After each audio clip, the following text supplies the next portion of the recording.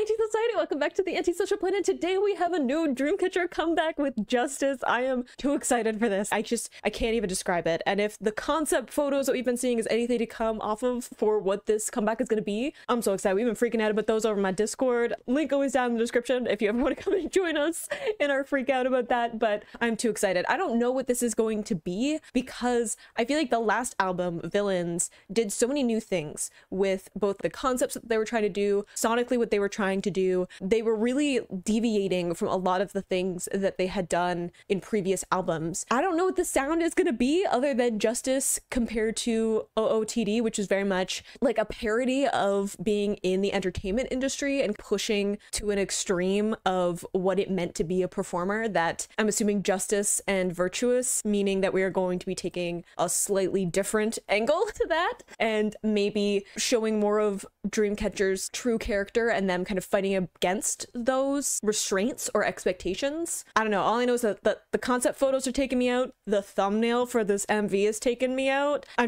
We need to get into it. So we're going to listen to the song first with a lyric video. I know that lyric videos aren't always the most accurate, especially this soon after a song comes out because this is the day of, but I'm just doing it to get an idea of what the lyrics are going to be and to listen to the song. But then when I watch the music video, I'm going to have the captions on. Okay, so I'll get the lyrics, don't worry. Let's get into the song. The way I've had to try and control my excitement, the amount of squeals that have come out of me throughout the day of getting to this moment. Okay, look at them. I saw these photos and I was losing my mind. Someone in my Discord service said it was them dressing up for a funeral, and I feel like that is the most accurate depiction. Okay, let's see what they got for us. Uh-oh.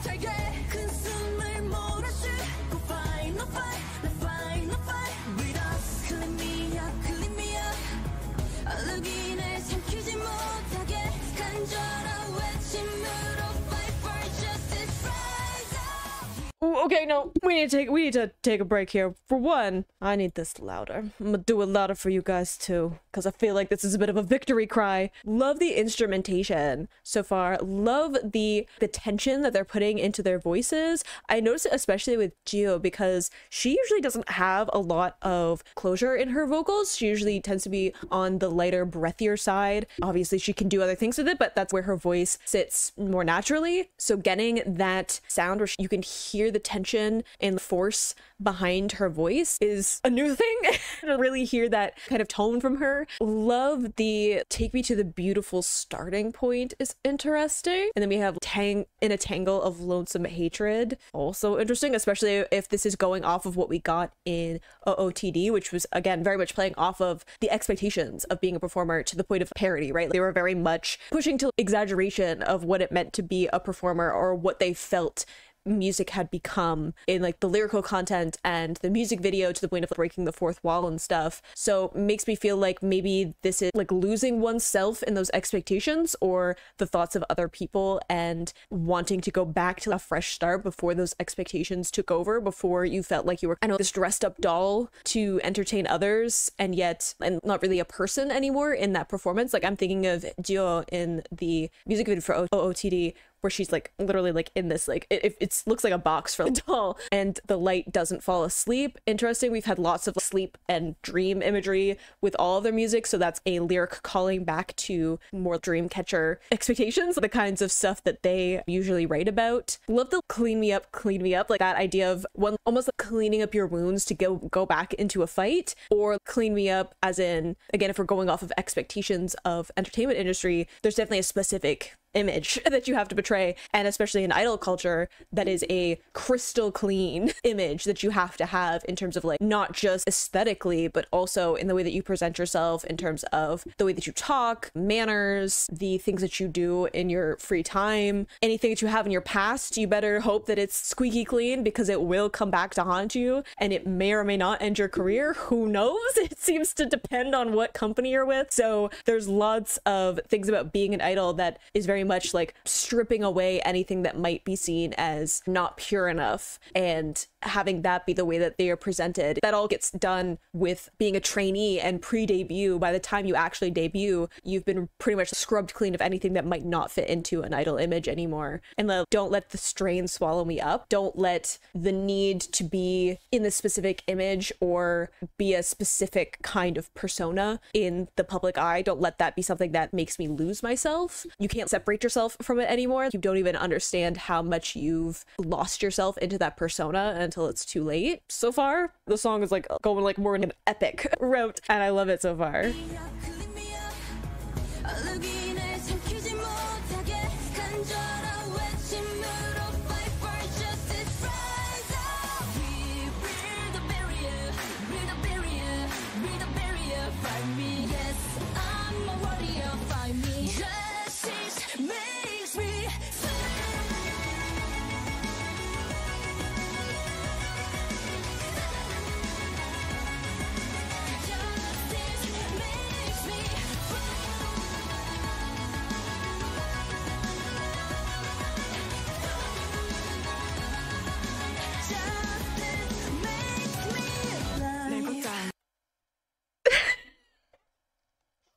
Okay, why do I feel like crying? Okay, so we had Sua. I got chills through my whole body at her part, and then also Gio, just the first part of that chorus. Just waves of shivers up and down my whole body. And then when they said they got into the justice makes me fight, I don't know why that makes me want to cry. What is that? Is it, I think part of it's just like being proud of them, or like maybe part of it's just like the genuineness of it. I think even though I haven't listened to all their music yet, even though I'm still discovering things about them and learning stuff about them, I feel like I know them well enough that hearing those words and the conviction in them that they're saying them in, I know that they mean it. And that's what's getting to me. I don't know. Am I too far down this rabbit hole? What's happening? Live though, being in a live setting and just like singing that, like the I am a warrior. Okay, this is what we're doing. I need to calm down.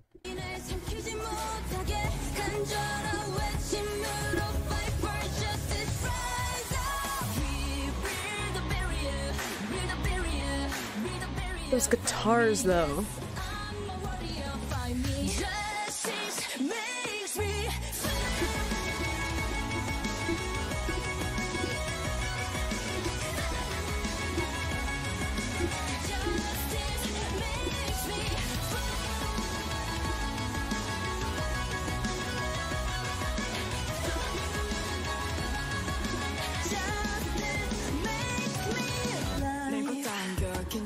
Tension, 끌어올려 rising emotion.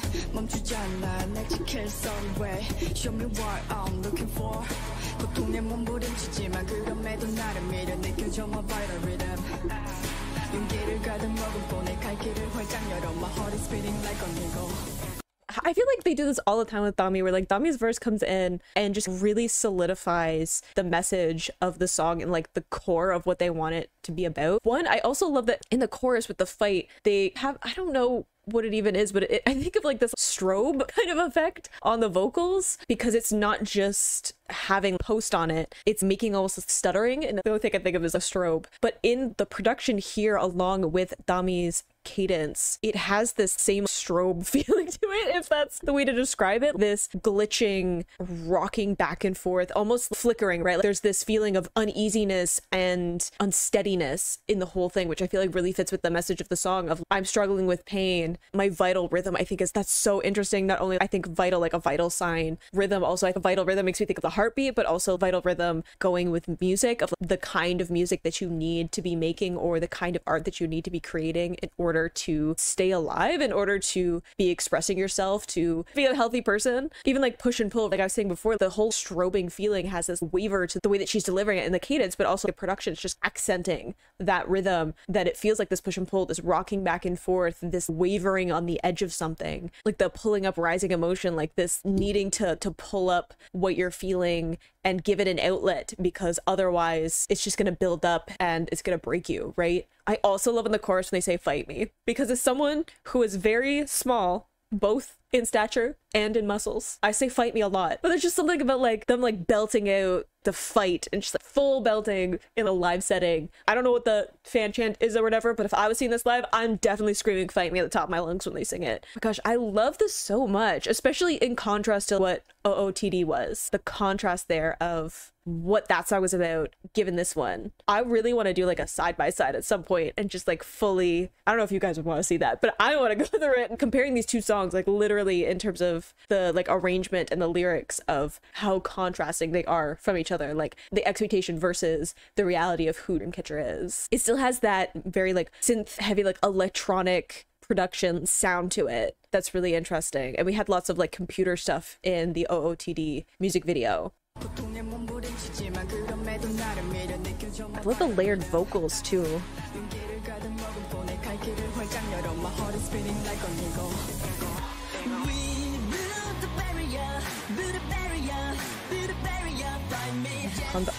No. Handong sing that part, it's coming for me enough. I was like, not Gahyeon, because I cannot deal with the demon that possesses Gahyeon when she goes into her lower range. I don't know what it is, but I need her to not do that to me.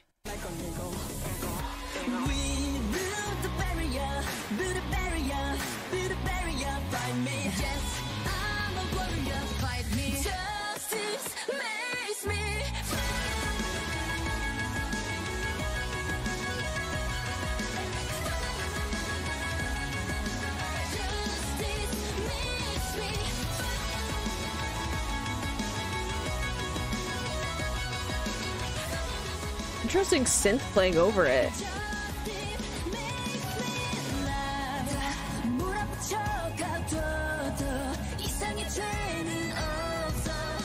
Ooh.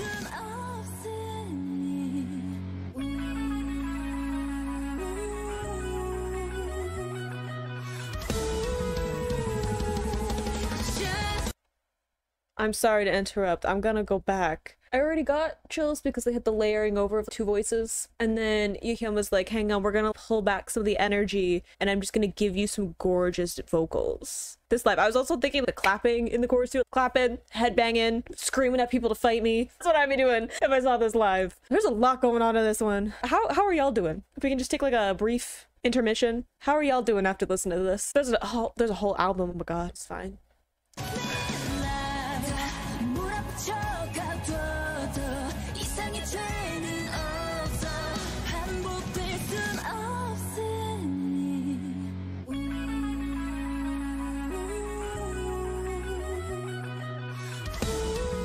Guitar too.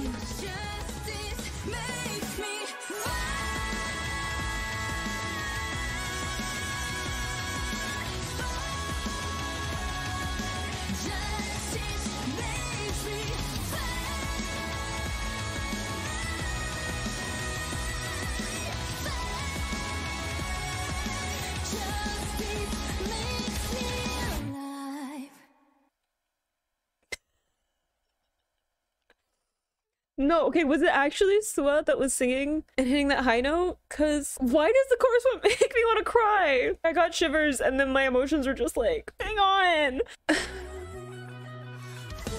wasn't ready.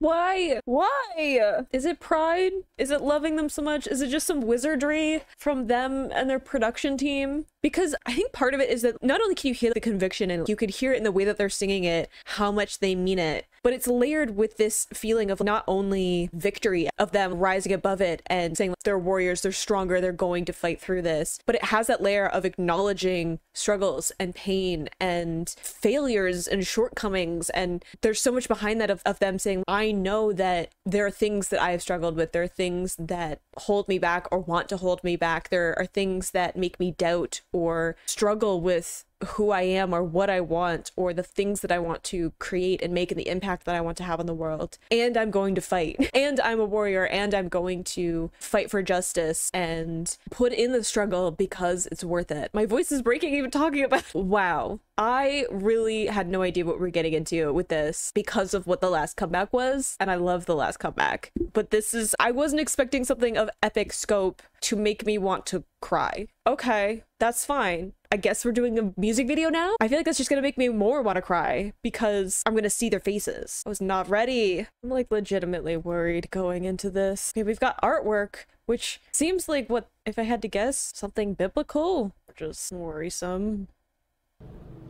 Oh, okay. Falling of the angels, maybe? The fall from grace? They say, may they descend as heralds of justice? I'm assuming that's angels. Secret diary. Ooh. Wait, I didn't know there was reading in this assignment. Okay. Sacrificed by evil. Again, the last comeback villains. This one virtuous. Burning bush also seems biblical, but that's Moses. So we're doing some Genesis, seems like Genesis related stuff. Oh, for the soul swallowed by the abyss. Oh, I'm sorry, I was pausing to read, and then you're just gonna hit me with, okay, I wasn't ready. Go ahead. Countdown to 0, too. Eclipse. Crown.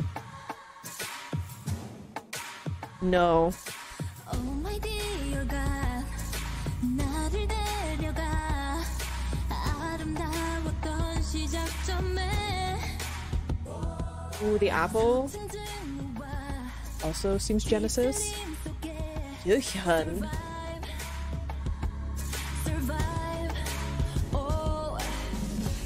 Ooh, okay. We've got lots of, I feel like, biblical Genesis imagery. We even like the, oh my dear God being like the first line. We've got lots of stuff in the background to artwork that seems like it's biblical depictions. The apple, Adam and Eve, first sin. We also had the line about protecting those who have been lost to evil or whatever. And the first sin was eating the apple, being tempted. Again, going back to expectations or personas within the entertainment industry versus realities of being a human and therefore not flawless and not perfect beings, having struggles and having shortcomings and struggling with things, whether that is not being perfect at stuff, not being naturally good at certain skills involved with being an entertainer or mental health or other endeavors in life, whether or not that is related to being an entertainer or not. I feel like I had another thought, but who knows at this point.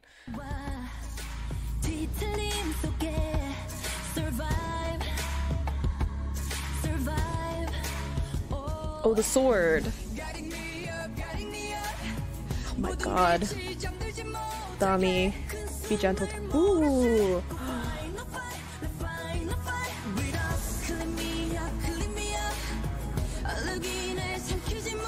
I can't take a hand with the dark hair. Oh, okay, I have so many thoughts. For one, I don't need them to give Dami a sword. We already had Sua with sword, and that took me out. Don't give Dami a sword. Thank you. Oh, what was my other thought? Not Dami with the dancing. But we had Handang with the angel wings. Interesting. Also having like all the pearls and stuff. Didn't she also have a bunch of pearls in OOTD? So maybe playing off of that, the imagery there. And then Gaihan with the dark hair, the blonde and the dark hair. Both of those interesting, both aesthetically, but also white versus black, light versus dark, good versus evil versus being one of the big things throughout all of these albums so far. And the arrows, having the umbrella and still not being protected.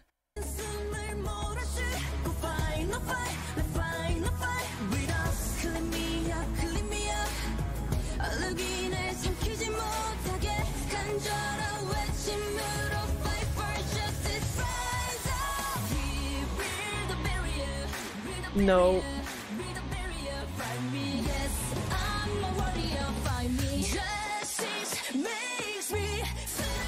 Xian. God. Like this look, also the vocals.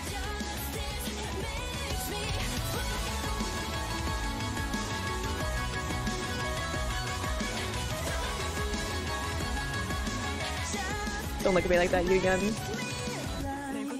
My goodness. Love we had two images so far of strings, right? So we have Jio where she's actually tied down. And then we had with Xian, she had the long strings on her jacket, which I think is interesting to carry that through. The shadow that we're doing with the dancers, great. I need Sua to not make eye contact like that with me singing like that, walking towards me like she means business. And then I also, okay, last time when Thami came in, didn't she kick the screen? And now we're using the sword. I need Thami to not so much, just slightly less for my health. Thank you. I have to go back though.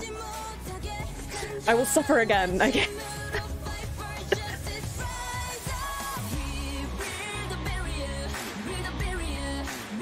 Are they blindfolded? The dancers?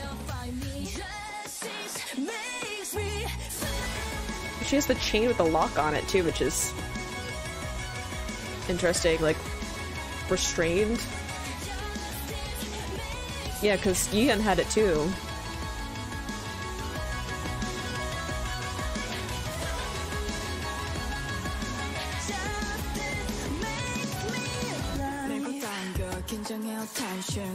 No.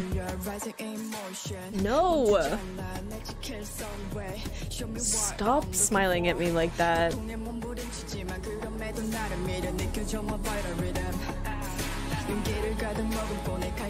Damn. I'm not even gonna justify this one. If you've been watching my channel for any amount of time, no explanation needed. Gosh, I need her to not smirk or smile at me like that so much, especially in these outfits. Did think it was interesting to have the almost neon lights that were almost like bars of a cage, maybe? Didn't we have a similar light like that at some point else in one of their music videos? Was it Scream, maybe? Where they had the neon lights incorporated into it? I haven't gotten to all their music videos yet, but at some point, I'm flustered, okay? Don't expect me to have full thoughts. We started with biblical stuff, and now they're looking at me. I do think it's interesting, though, if I could just rein myself in a little bit, that we have the dancers, darker clothing in the shadows with this flickering in and out. It's almost the struggles happening in the shadows or in the darkness in places where they're like obscured and they can't fully be seen, like where the full expression of what they are feeling or experiencing is hidden in these moments where you can only see momentary flashes of it as opposed to a full picture of what they're going through. Maybe. I gotta watch Thami's part again, okay? Just let me have this.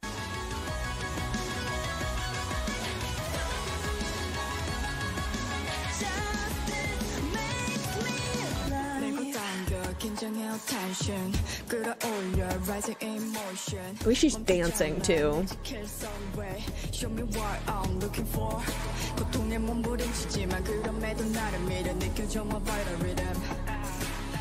This part, ma'am.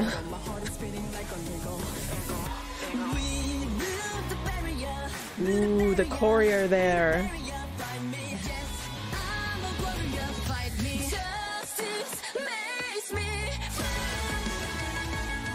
Ooh, the choreo. Like the staging of her in the spotlight.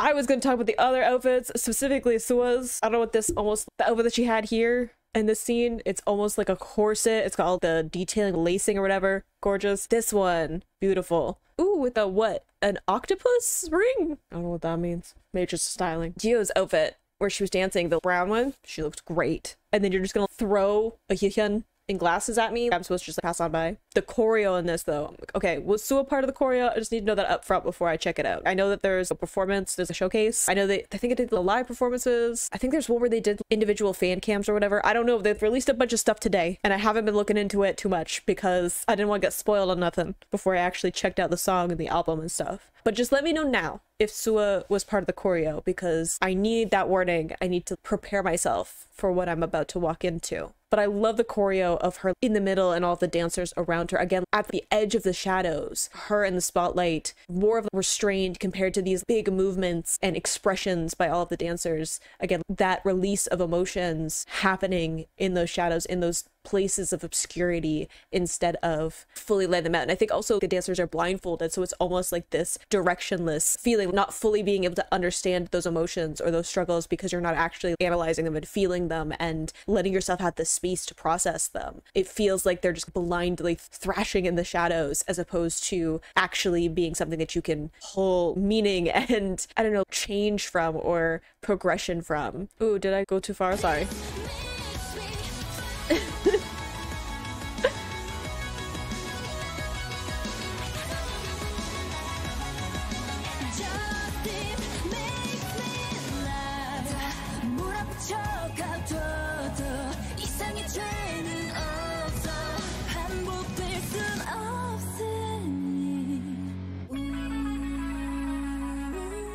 Ma'am, I'm trying to appreciate your vocals.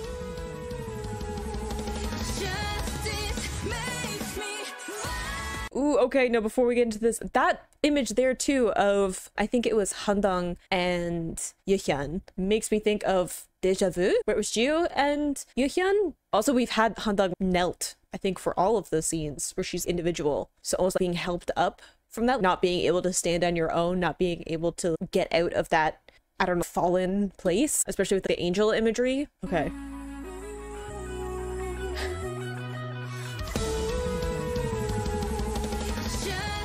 You have the crown in the background too.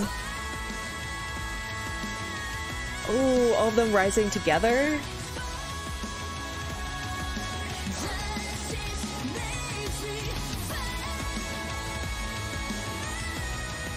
Ooh, getting rid of the crown. This look on Xion.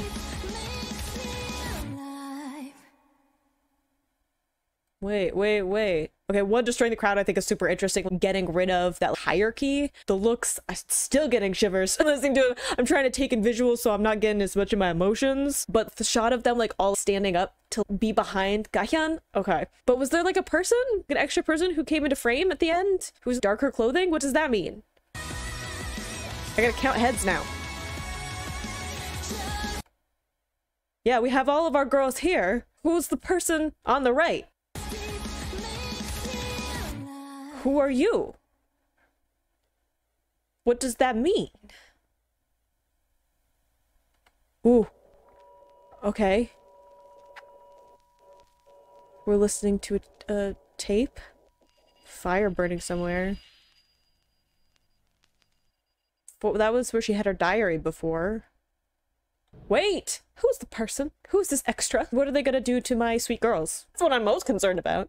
Now that they've overthrown whatever crown was there, what does that mean? Also, why do they all look so good? Riddle me that. The one part where Jio was in the white button up, what was that about? I'm very overwhelmed. I don't know if we're gonna be able to process this into anything productive. Okay, I'm gonna try and say something productive about this. I'm gonna struggle my way through. So one, I think it's interesting to have lots of biblical imagery in it, especially in contrast to OOTD, which had lots of digital imagery. We had lots of photo editing and digital overlays, and it very much felt like this filtered version of them. And I feel like some of the imagery from that music video is carried into this deliberately to be like contrast, right? To be like two sides of a coin between these two. Also think it's interesting in terms of, I guess, original sin or temptation, especially since it was Eve who ate the apple. So I think that plays into the expectations of women specifically, not just societal, but also in entertainment. Let's just face it, female idols have a much higher standard that they have to meet than male idols do, and there are lots of double standards within that. So I think that it plays off of that to pull from that to be like,